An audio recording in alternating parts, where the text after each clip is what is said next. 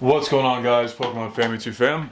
Hope you're having a great day today, guys. So, really quick, guys. I just wanted to go ahead and just discuss with you guys, just like with my own investments, as far as with Pokemon. So, I ended up taking some profits. I ended up selling a case of 151 booster boxes. Sold a full case. Actually, one person bought the whole case for my asking price. So I sold it for 140 per booster box.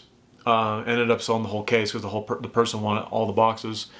And I bought I bought these booster boxes for I think $70 a pop at the time. So I bought it for like $70, yeah, something like that.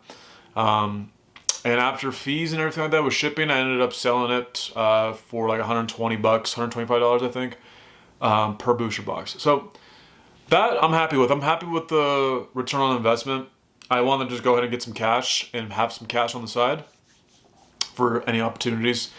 As far as like my whole inventory, I'm not going to liquidate my entire inventory. That doesn't make any sense. Now I'm trying to get rid of a lot of sealed product just because I want to move on and delve into other opportunities such as like reprints. For English, I would definitely like to have some reserves and buy some reprints if when they do come.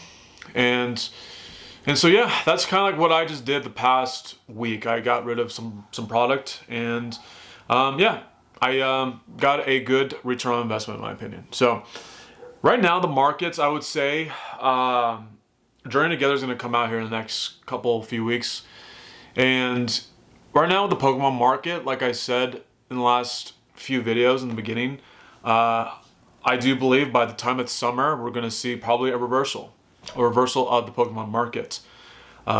This accounts for the prismatic debacle that happened back in December, the dump on prismatic, the confidence level with the Pokemon Company when the announcement for the prismatic reprints, and overall with more reprints down the road for multiple sets. I also think Journey Together is just going to be a disaster. I'm predicting that. I just think that booster box is just a standard booster box. There's just no way it's going to go for $200. If you're an LGS, if you're an online store and you have a distributor and you're trying to sell it for $200, the market is very ruthless. Even if it's off by a few dollars, no one's going to budge.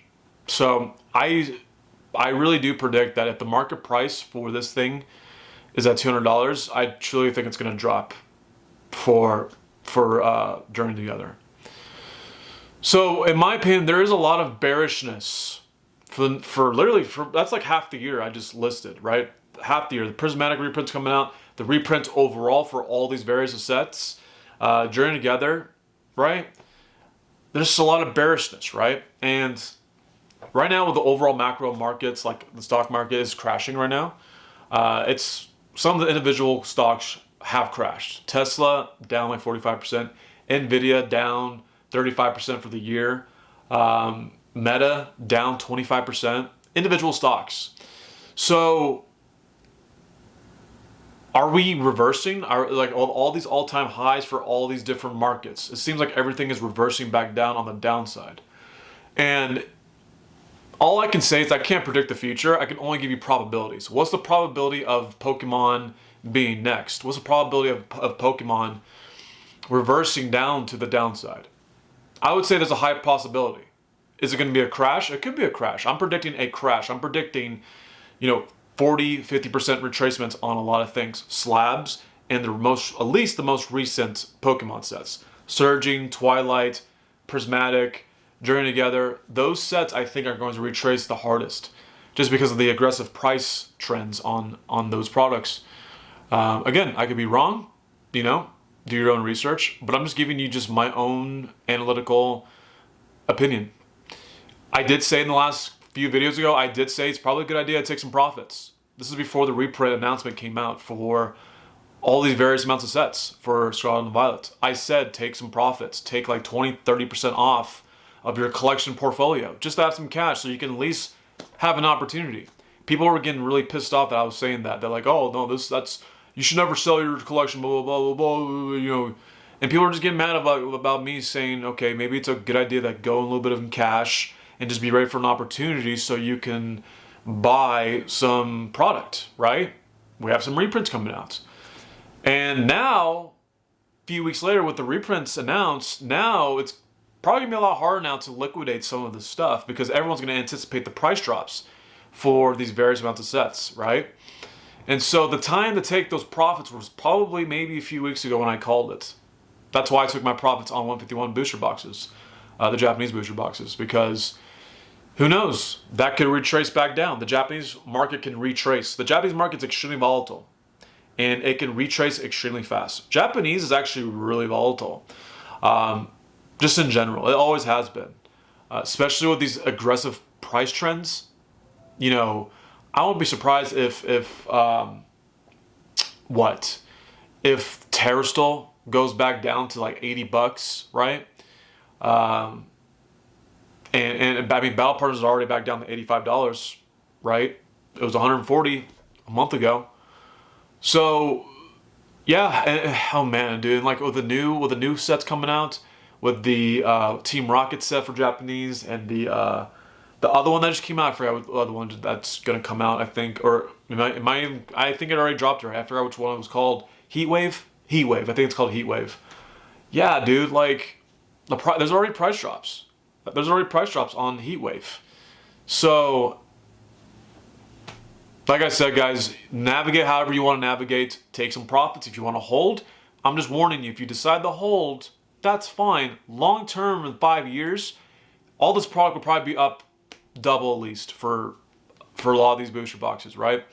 Not financial advice, but with historical data, in a 5-year, 4-year cycle, booster boxes tend to go up over time once it's out of print and there's more scarcity behind that set. Short term, you have to have more risk management. And people think that I'm being bearish on the whole Pokemon, like the whole IP of Pokemon. That's not the case. My case that I'm making is that people have taken on too much risk in the short term, right? Because there's so much euphoria. People taking out more, people spending more on their credit cards. People taking out loans, right? To buy more Pokemon so they can try and make a profit. This is going to mostly be like, scalping behavior, right?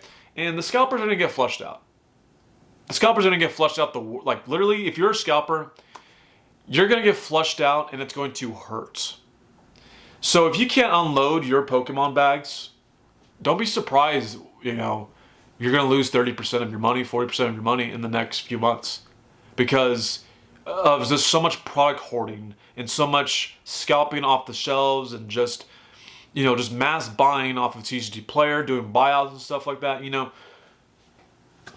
Unless you want to do you want to hold forever, that's cool too. But most scalpers have weak hands. They're the lettuce hands, they're the weak hands. So I'm expecting a capitulation. I'm expecting it. I'm expecting a humongous dump that's going to happen probably the next few months. Could be wrong, but I'm calling it, right?